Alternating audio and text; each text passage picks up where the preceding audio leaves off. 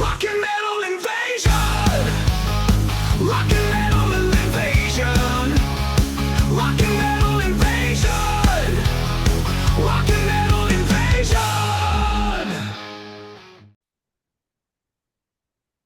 Hi, welcome to Rock and Metal Invasion. My name is Steve. Coming up on the show today, we are doing ranking the first 5 W.A.S.P albums. And I've got my good friend Keith from Attack from Down Under. Another New Zealand accent for you to enjoy. How you going, Keith? Hi, everybody. Yeah, I'm good, thanks. Yeah, good to have you on, Ready Keith. to go? Keith's here because I'm a little bit jealous, like I have to say. Keith has, well, not only does he have a fantastic shirt on, but he also has the W.A.S.P box set, which I do not have. There it is. Fantastic, yes. So can you tell us a bit about that box set, Keith? What am I missing out on? Well, I was lucky to pick that up. And like I thought, I didn't know very much about the band at all. But if you get that box set, you've got instant W.A.S.P collection straight away. 8 LPs on it. And I remember when it's got the ones that you all want, and it's got an extra LP on it that's got, we might talk about later about all the B-sides and type stuff. But I remember thinking at the time, why isn't it out on CD? That just seemed like a big missed opportunity for it. But it's just recently come out on CD, and the set I've got I think it just goes for stupid money now. But it's a great set. It's a great set. Well worth getting. Yeah.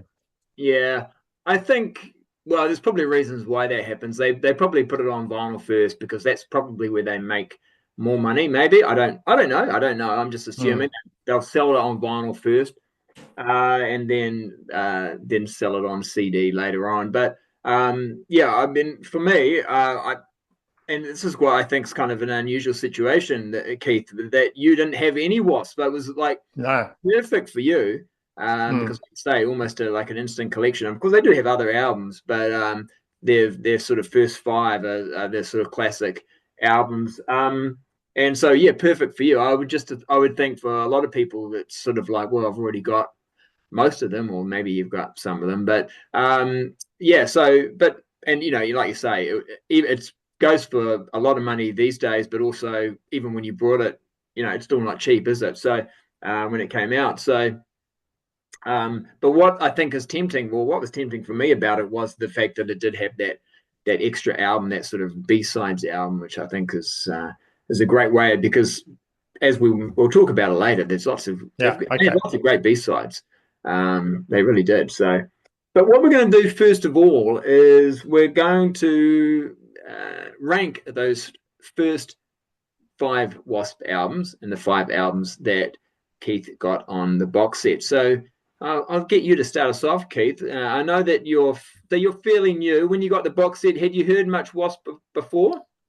I'd only seen the video back in the day for I Want to Be Somebody. I remember that quite vividly. And then I just didn't pick up anything at all from there. So, yeah, I've had 15 months basically just listening to that box set, and I have become a fan. Of the band. I was surprised about how there's quite a lot of depth in their catalogue, and just for those albums. And I've listened to 1 or 2 past that, but not much more. So my first, if we're doing the ranking, you want me to start with the ranking? Yeah. Okay.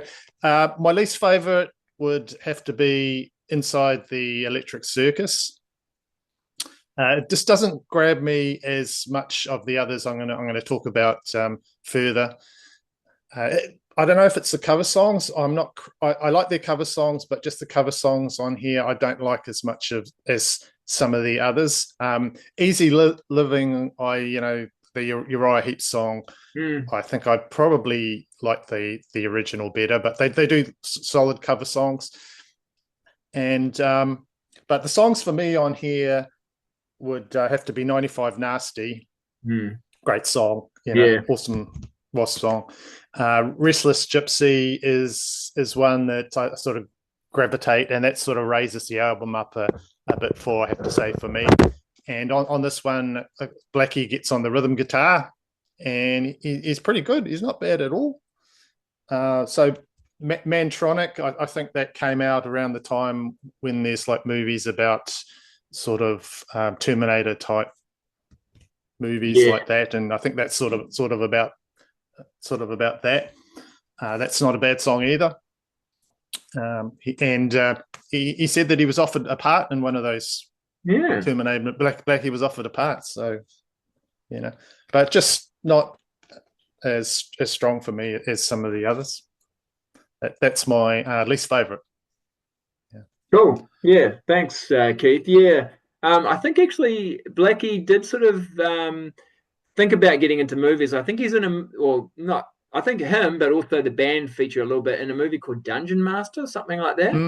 Yeah. I'm not a big expert on movies, but I have a feeling that he was in a movie called Dungeon Master. But supposedly I think he was in line to be the Terminator, or at least be in that movie somehow. But which would have been interesting because he's quite a tall guy, Yeah. right? Yeah. He dwarfed Arnold. Yeah. Yeah, well, yeah. And then Chris Himes also really tall. But anyway, so yeah, great. So that's your fifth one. So what I'll do is I'll just do my fifth as well. So as and we'll go down to our number one.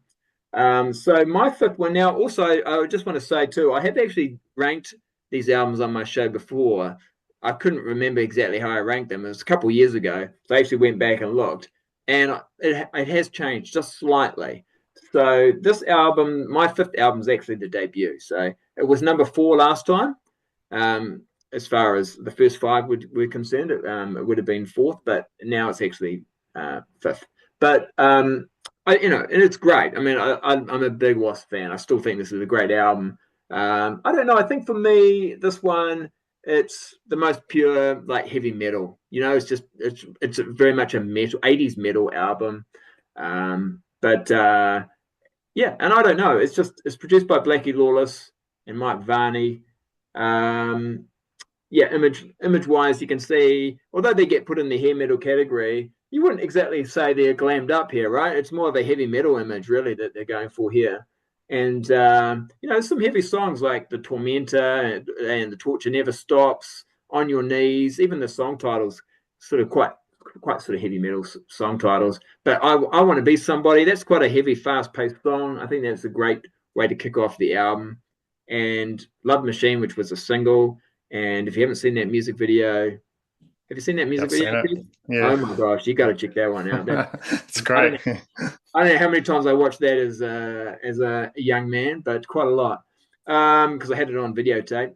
And yeah, Sleeping in the Fire, which is like this sort of ballad from the album, that's really, really nice as well. So yeah, I like it, but it's actually my 5th choice. Yeah, that cover could almost be like it'd draw you in, even if it was like a video movie from back in the days. You look at that and you think it's like a video nasty or something. What's going on there? Because there wasn't a lot of albums with those sort of covers. There, you've got the skeletons, you've got the guys all dressed up, and you're going, what is this? Just set them apart.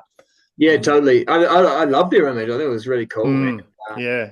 I think too, one thing I didn't say that influences my ranking, if the song Animal, which they had recorded at the time, but didn't make the album because of the naughty word in it. If that had been on the album, it would have ranked higher. But yeah, that's a good song. Yeah. Right. So I do my number 4 then. Yeah, number 4. Okay, my number 4 would be The Last Command. So I think the songwriting is better on this than their first album. There's more like solid verses. They put more thought into the choruses and then all the band and everything. I think it's probably strong songwriting wise, a stronger album. And like you're saying with that F Like a Beast there, I think around about this time, Blackie starts wearing that crotch buzzsaw thing that he wears around there. God, if the viewers out there know about that. And it's a weird sort of, I think it fires things out of it, and this, and it was that when he first started wearing it, I think it was quite a. I had a few accidents with it anyway. So anyway, I'm not going to get off track. Yeah, too much. Yeah, that's it. Yeah, that'd be great to see in the show.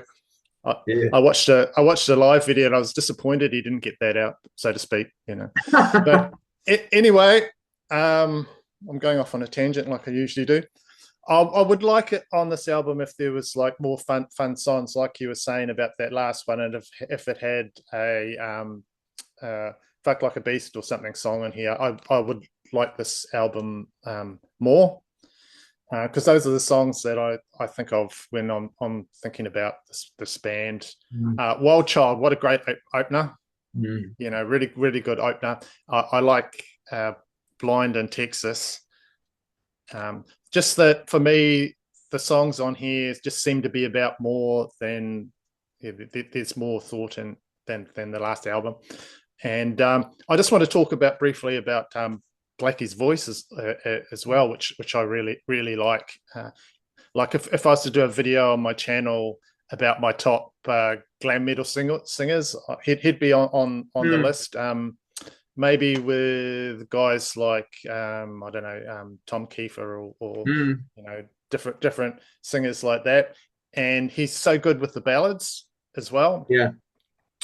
He just puts the real emotion into some of the ballads. And the thing that I found listening to all the ballads from all the albums, they all sound different, and they're not the same sort of tone. And so that's up. But there's like great songs. Ball Crusher and Fistful of Diamonds is sort of about being a rich rock star, what they do, and they've got the sex drive in there to upset people. They've got the songs up there to upset all the the ones in there. But that's my number 4 there. Nice. All right. Right. So my number 4 is the Headless Children. So this one, I think, this one last time I ranked it 5th, but I put it up a bit more now because I think this was a more mature sound, and he's moving on a little bit from some of the silly lyrics, and he's actually, which are fun. I don't really mind them too much, but he's getting a little bit more serious on this one. And the album art I think is quite interesting, quite fun to look at. And just 3 of them actually on. If you look at the back cover, there's only 3. I think Frankie Banali actually comes in and does the drums on this one, but they don't officially have a drummer listed here. But one of the first singles, Mean Man, that's got such a great riff on it. I really love that one. Supposedly it's about Chris Holmes.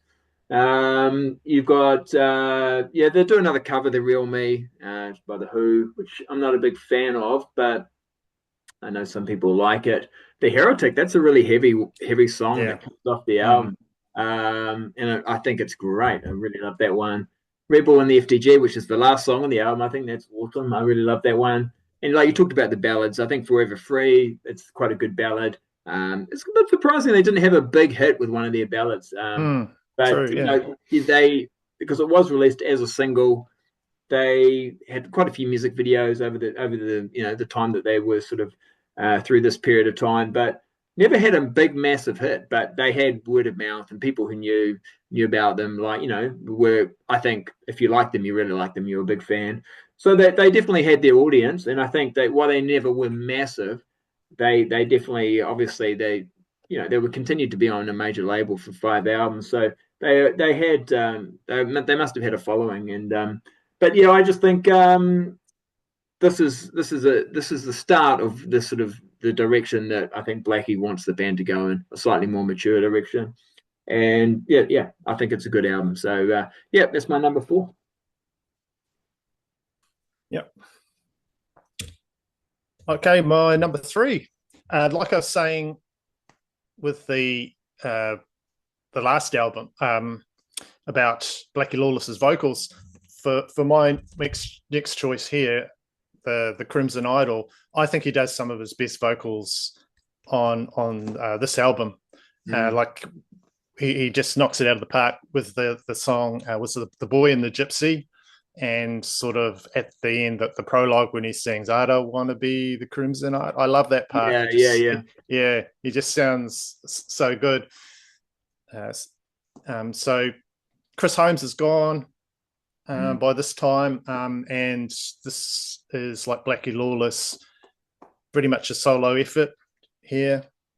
He took his time with this one. Took this time to do a good job of this one, and I think he surprised a lot of people by how good of album this actually was. This as a concept album. So it's sort of a rock opera album, and at the same time, this is a really mean heavy metal record as well.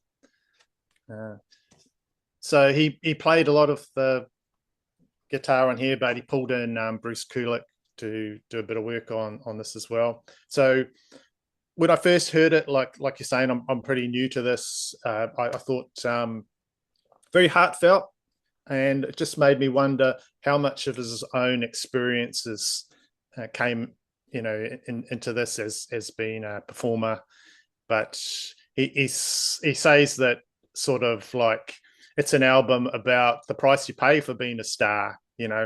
Don't wish for being a big rock star, because you might get your wish, and then all these things will happen that'll, basically sort of ruin your life, like the character in here. So as far as the songs, this has got a couple of extra bonus tracks on it. It's got the big spoken word that tells the whole story of the concept of the album, and it's got Phantoms in the Mirror and the Eulogy, which I don't think's on every pressing of this. So I like the Idol, and of course the one I said, Gypsy Meets the Boy, and it's just a great album. And so yeah, that's this, and my next one I sort of could probably change around in the ranking, but that's my one there. Nice. Yeah. It was actually, I think it was Bob Kulick, actually. So Bruce's brother. Yeah. But yeah, I think at this stage, he was almost going to put it out as a solo album. But, it's sort of like, I guess the record company's like, nah, I mean, W.A.S.P has got a name, let's put it out as W.A.S.P. But like you say, with Chris gone, and he's got, guys like Bob Kulick, and he doesn't really have a band, I don't think, a settled band at that point. So it really could have been a solo album, and it's such a different sound as well to the previous W.A.S.P albums, and with it being a concept album, it might have been a good opportunity to have put it out as a solo album. But I mean, at the end of the day, W.A.S.P is Blackie Lawless, really. So yeah, definitely. Yeah.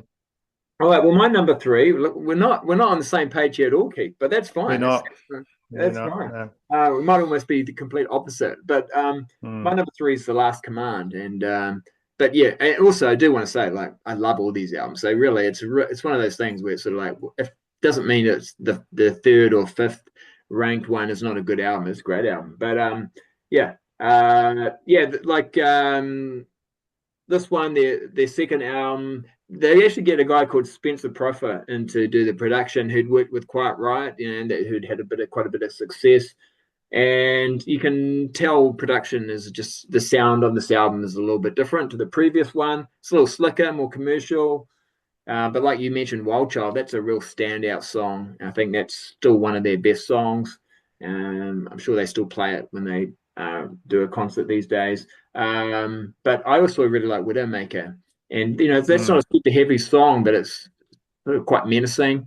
I love the way it sort of starts, and really like that one. Another slow song called Cries in the Night is actually a really old song that Blackie wrote because there's a I think it's called I can't remember the name of it actually, but he wrote it in the 70s, and there's even when he was in a band at some point in the 70s, and it is released as a 7-inch single.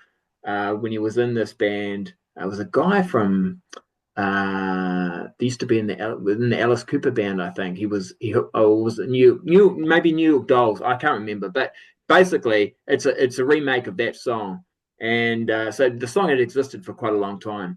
But Cries in the Night, really good.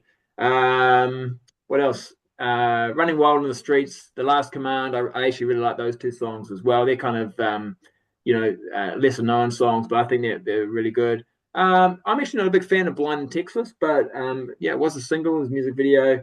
But yeah, all in all, this is great, and just again consistent. Another consistently good album from W.A.S.P. So yeah, that's my number 3. So we're down to the Okay. last 2.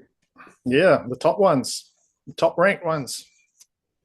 My number 2 is the Headless Children, but like I say, there's not much difference for me between this album and the previous one I mentioned, the Crimson Idol. Like I've changed them, but things just go a bit more experimental and weird. However, on this one, I think there's sort of an attempt to write more socially aware songs, mixed in with the usual party lifestyle songs. Like I think there's one there he talks about dating it a bit, Ronald Reagan, the neutron bomber. Oh yeah. About the whole nuclear thing. You mentioned Heretic, heavy, great song.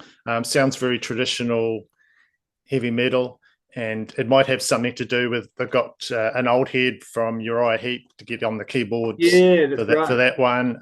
Ken Hensley, and he's great. He adds up quite a lot to this album. I think they brought him in just to do a few touches, but then they ended up using him more than they thought, sort of thing. Mean Man, you're right. That's another good track on there about Chris Holmes. And I'm with you in the songs you mentioned on there. The ballad Forever Free is another good one. Rebel in the FDG. Sort of slight change in direction, but more, sort of out there songs, but it works for me. Good album. Yeah, number 2. That's why I put it number 2. Yep, nice. So my number 2 is Inside the Electric Circus. So this is an album that I don't even think Blackie likes that much. But you know how it is, sometimes you hear artists go, oh no, that album, I don't even like that album, but then you yourself like it, and you're like, what are you talking about? It's great. But that is what happens sometimes. I guess too, this is my it wasn't the first album W.A.S.P. I heard, but I was just starting to get into this type of music when this got released. So I saw the music video for I Don't Need No Doctor, and so there was a bit of sort of experiencing this album kind of as it's being released, or at least while it's out. Actually, when I saw the video for Inside for I Don't Need No Doctor, it was the video to support the live album actually, but still, it's the song from this album. And I think that's of course, I think it's Humble Pie did it initially, that song. But yeah, I think it's a great. Actually, no, even I think it was Ray Charles or something, and then no, it was Dion. Was it Ashford and Simpson? Ashford and Simpson, yeah, I think did it initially, right? And then I think it's Humble Pie did a more like rocking version of it, and that's kind of the version that you get on here. So yeah, we'll check on that later, but I'm pretty sure that's right.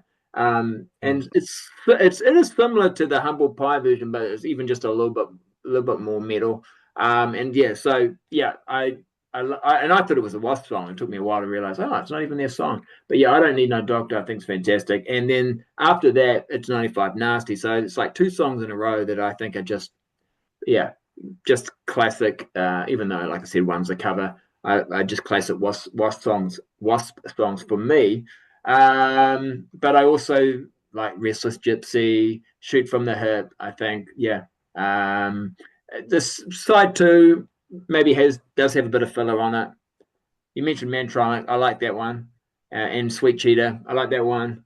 Some of the other songs, not so much. I think the reason Blackie maybe doesn't like this album so much, I think he felt like it was rushed out.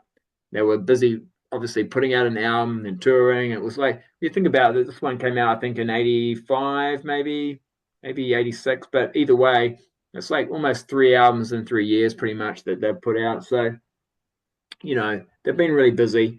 And I think, Blackie felt a bit rushed. Again, it's just Blackie on the cover. So, same with The Last Command. It was just Blackie on the cover. So if you were thinking, is it a band or is it a Blackie Lawless show? I think you're kind of getting that, you're getting the idea from the album covers. But I think for me, the songs I really like on this album, I like so much that it sort of brings the album up. Maybe it's not consistently a perfect album, but yeah, the standout songs I just think are so good. So yeah, that's my number two. It might be just because that's the one you first gravitate, your first thing you heard, One of my first with the real big band. experience with W.A.S.P. So I think that has a lot to do with it. Yeah. Because I rank that really low. I'm in the Yeah. bottom, but A lot of people like do. saying, they're all good. Yeah. Yeah, a lot of people do. I know. It's a bit of that's an unusual choice, but there we go. And what my number one album is for the same reason. That's the one that I've first gravitated towards. This album immediately clicked for me, and it's one that you sort of didn't rank very high. The only song I knew from, like I was saying, from W.A.S.P. was I Want to Be Somebody. So when I got the set and I heard that, I thought that's one song that I knew from them, and it's instantly accessible, this album. Most people will hum along to the songs and that and enjoy it just for what it is. And I watched that video, like you're saying, I watched the video for that. They seem to be rebelling against just about everything on here, the parental control group thing and schools. They've got the song, was it school days, rebelling against school system, attitudes about sex. It's no wonder that kids really like this when it came out. And the cover's like a good indication of what the live shows look like, the stage on there. And you've got the eyes of Blackie overseeing everything there. And, it's got skeletons on it. It's got, blood and, what have you. And so you're Sleeping in the Fire, which is a great song. Love that song so much. And just as a slow track, what a great song. Very just like entertaining, fun album. And going through the box set, this is the one I initially played to death. Love Machine. That I know it's down your bottom, but for me, this first album is definitely my favorite one, I have to say. No, I totally get it. Yeah, totally. I think for a lot of people that is their favorite. My favorite of the five is the Crimson Idol. We could probably all work it out by now, but for me, this is quite a bit of a game changer for W.A.S.P. I think it's like obviously it's a concept album. Lyrically, it's telling a story, and it's more mature definitely from their previous albums. And I think Blackie's really trying to do something a little different, and I think he's trying to get some respect. I think sometimes W.A.S.P. didn't get the respect maybe they deserve, because musicianship is fantastic. And so I think also it's 1992, and the hair metal days are starting to die now, and I think a lot of bands are realizing, we've got to actually maybe toughen up our sound a little bit and also get a little bit more serious. So I can understand why this came out. I don't think it was very successful, because I remember when it did come out, not that long after it came out, I was seeing it in the sort of bargain bin sort of thing. So, but over time, I think it's developed a bit of a cult following, so to speak. And I think it is for some people their favorite album, a W.A.S.P. album. It wasn't mine initially, because initially it took a bit of time, took a bit of effort. It's not like some of the other W.A.S.P. albums which you listen to and straight away you kind of you bang your head to it, sort of thing. This does take a little bit of time, but I think it's from start to finish fantastic. It's hard for me to pick out sort of a standout song, because I just think it plays. It's the whole album really is the thing. There is a bit of repetition. Some of the songs you think it's the same as the previous song. I think there is quite a bit of there's a similarity with a number of the songs, that don't necessarily easily differentiate themselves. But and I know Dan from Off the Charts, one thing he doesn't like about this album is all the drum rolls, you know.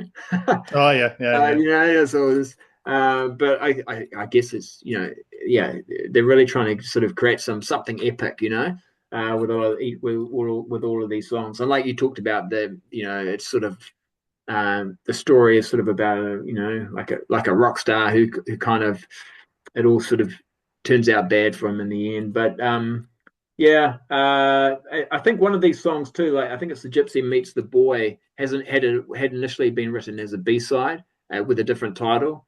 So that song had been around for a while.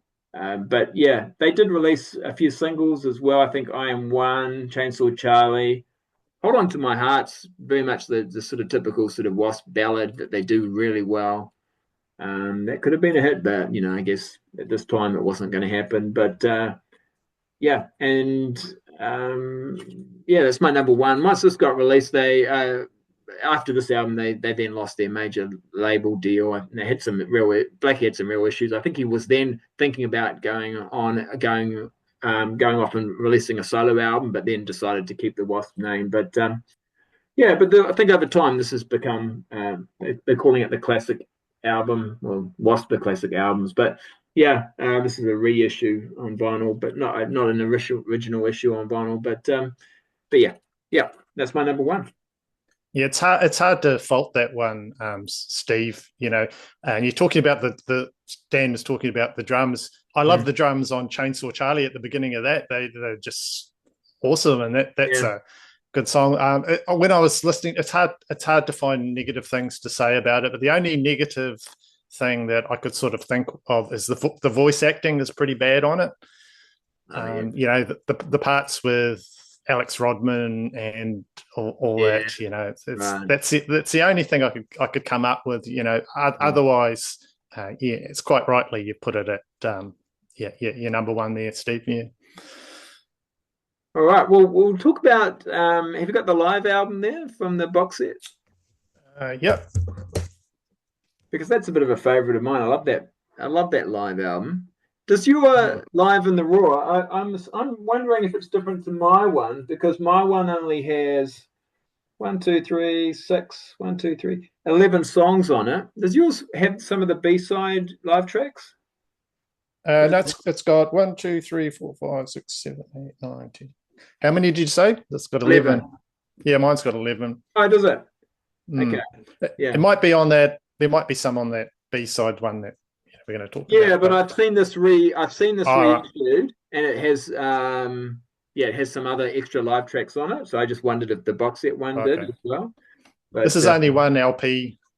Yeah, you know, yeah, it's fitting quite a bit on it as it is. Yeah, yeah, it is, and it does have some new songs as well. So the Manimal, which to my knowledge has never been recorded in the studio, but it's a live version of the Manimal that's never been. But I think to be honest, I'm not sure how much of this is actually live. But anyway, it sounds great. But and also Harder Faster. So the Manimal, Harder Faster are not on any album, so they're sort of exclusive to this album. And of course, Screaming Till You Like It is a studio track.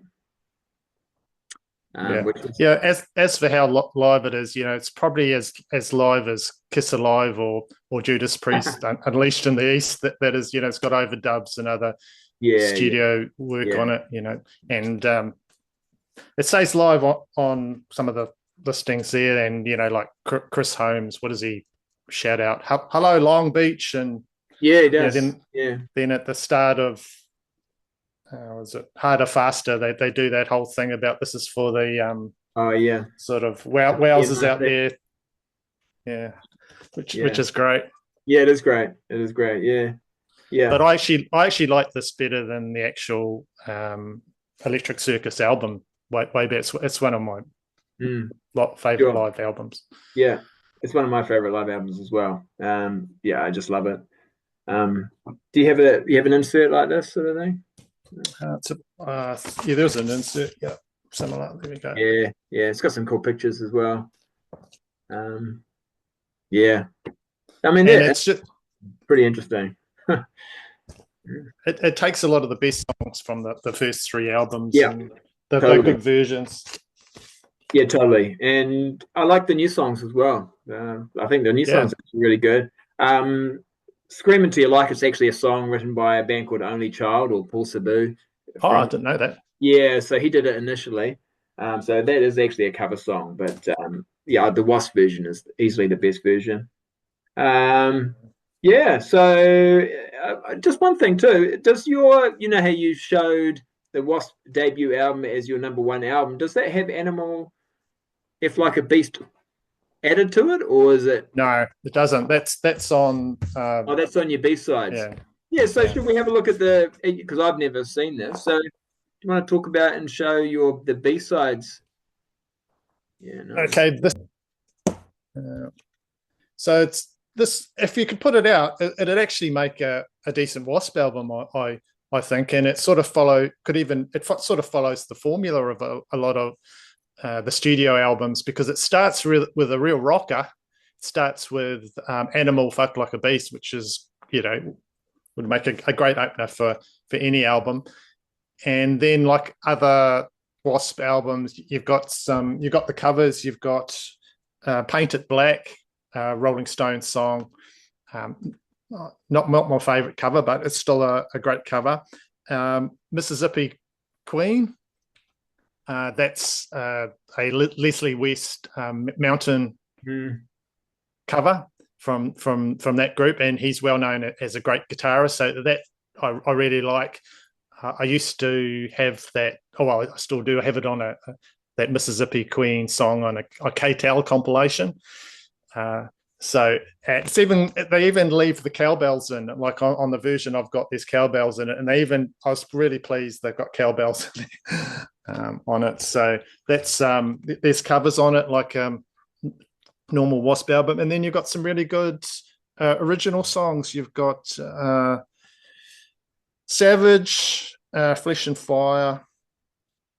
Lake of Fools is really good, and Warcry are really good, and those are B-sides of various singles that came out. The other covers on here is Locomotive Breath, that's Jethro Tull, and When the Levee Breaks, which you think would be a really difficult one to cover from Led Zeppelin. It's got one of a well-known rhythm track on it that's brilliant, but they do another good version of that as well. So it's actually, I think, a really solid, if you were to just take it as a Wasp album, it's a pretty solid sort of effort, really. And they have a bit of fun with Douchebag Blues as well on there. So that's can't see that very well there. You might have to look up. But yeah, I remember Douchebag Blues. There was a video cassette that came out. I think it was called Wasp Videos in the Raw or something like that. And at the end of the video, the home video, you see them just doing that song, Douchebag Blues. But yeah. They had some good B-sides. And like you'd mentioned Warcry and Lake of Fools. They're two of the better ones. And they're from the Headless Children sessions. So they had some good songs left over.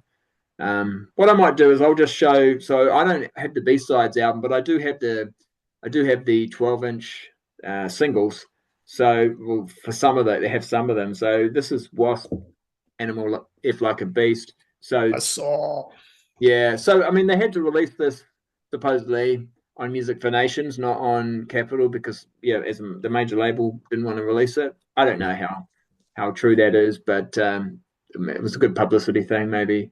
But yeah, there's the Saw. And it's got Show No Mercy as a B-side. Is that on your B-sides one, Show No Mercy? You got that one? Yep, that's the second track. Yeah, second track. Yeah. So maybe it's in order too. Maybe that B-sides one's kind of in order. Yeah, and then this is live. If Like a Beast live, and it does have Douchebag Blues as a B-side. This 12-inch single has the Mississippi Queen on it. I am missing some of the B-sides. I don't have Paint It Black, so I'd like to get that at some point. The Blind in Texas has Savage. There's Savage on The 95 Nasty, that has Flesh and Fire. This one's quite good if you want to hear. This is the Scream Until You Like It, 12-inch single. This is quite good if you want to hear an acoustic of Sleeping in the Fire. Oh yeah, yep. I don't know if that will be on your B-sides because it's essentially the same song, but just acoustic version. Isn't there a version of that on the live album? I think it might be on the live album, but I don't know if it's acoustic. Yeah. But Okay. yeah, and it's a studio acoustic. For Whom the Bell Tolls. I have a feeling that's the song that then becomes When the Gypsy Meets the Boy on All right. the Crimson Idol. It's definitely one of those B-sides. And yeah, Locomotive Breath's on here as well. And then we talked about Lake of Fools and War Cry. So yeah, The Real Me is worth getting just for that bonus track.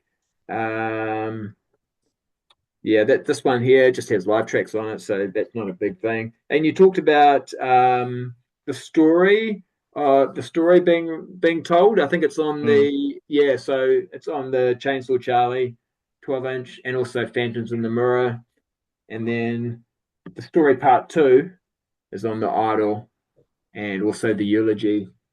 So yeah, so I've probably got most of the B-sides. It's just a bit of a you pretty much got it covered anyway, Steve. Yeah, well, you can see why I didn't bother with the No. box, but it is. I mean, to be honest with you, it is quite nice having all those B-sides all together. I do have this is an unofficial release, but Business the American Way, and it has a lot of it's like a B-sides release, but it's unofficial release, so it's got all those songs we talked about, plus some other extra ones. But yeah. So there we go. So there's our ranking of the first 5 W.A.S.P albums, along with some of the B-sides and the live album. What about post the Crimson Idol, Keith? Have you checked out too much more since then? Because there's quite a few albums since then they've put out. Well, I know he'd redid Crimson Idol re-idolized. I haven't heard that. I'm looking for that, but I've only really I've got a habit of a group with a long discography, and I'm trying to pick up albums. I always pick the worst one. I always manage to find the worst ones, and then that sort of think, well, that's terrible. So I've got Hell Dorado. Is it Hell Dorado from W.A.S.P? And going through that, I found the song, was it Damnation Angels or something? It was the only one I sort of really liked on that. But I think they might. Anyone I like. Yeah. So maybe they'll put out another box set. They'll continue on. Yeah, well, that would be great because a lot of those albums, especially, aren't even on vinyl. So, I know that you can actually get Still Not Black Enough. That's the follow-up to the Crimson Idol. You can get on vinyl, but it's like $1 million. So I've only got the CD. I do have a 12-inch single, which is cool, but which has got Black nice. and Goodbye America on it. But yeah, I don't have the vinyl album. But otherwise, I think apart from this, then the next few albums you can't even get on vinyl. And then they obviously the ones that they've released in the 2000s are available on vinyl. Well, when I say 2000s, the last three studio albums, at least you can get on vinyl. This is good. In fact, they're all good. Golgotha. Yeah, I'd like to get Golgotha. Babylon and Dominator. Yeah, pretty consistent. I will say, W.A.S.P. How some bands, especially a lot of those bands have been around since the 80s. Well, by the time we get to the 2000s, they sort of start to run out of. Yeah, I don't know. They just don't seem as good. But I don't know. For me, W.A.S.P. still a good band. Supposedly I think there's going to be a new album soon. So okay, they're still touring. They're doing that first album, is it? Yeah, I think they might be. Entirety. Yeah, I think there might be. I don't like to pay attention too much to that because I just feel I get a bit jealous of these things I can't see. So yeah. Anyway, but yeah, I mean, I think it's interesting when it comes to W.A.S.P. and their concerts. I think there's quite a bit of backing tracks happening, but yeah. Yeah. I think you might be right there, just from watching Yeah, it sounds footage. sounds pretty good. But yeah, anyway. All right, well, that's it for today. Hope you enjoyed that. Make sure you check out Keith's show, Tech from Down Under. Fantastic show. We often showing lots of records and CDs and even tapes from his collection. And he's much more open-minded than me. A wide variety of different music, but yeah, quite often in the hard rock, heavy metal genre. Anything you want to plug or talk about before we go, Keith? Just quickly, I'm doing a Phobia and Seasons contest on my channel. You can win albums and things. I'm starting to wind down. I've got about a week to go, so that check that out. If you want to put in an entry for that, there's still time.